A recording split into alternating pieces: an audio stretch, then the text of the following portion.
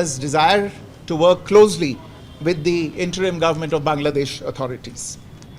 At the same time, we also had the opportunity to discuss certain recent developments and issues. There is no reason why this mutually beneficial cooperation should not continue to deliver in the interests of both our peoples.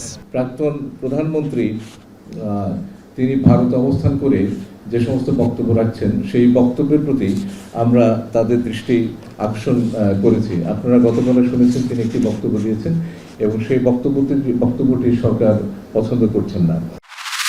বলা হচ্ছে বিদ্যমান শতকরা 5% বেতন বৃদ্ধির সাথে আরও শতকরা 4% যুক্ত করে সর্বমোট 9% বাৎসরিক ইনক্রিমেন্ট বৃদ্ধির সুপারিশ করা হলো।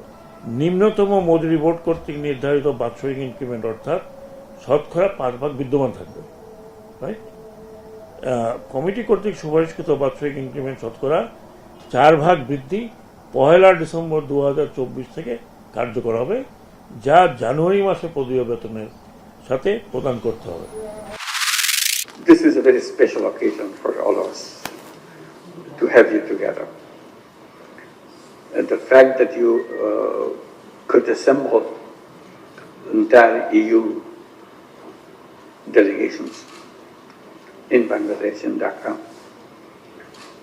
it shows the support to Bangladesh, the political support as well as economic support, moral support, and other supports.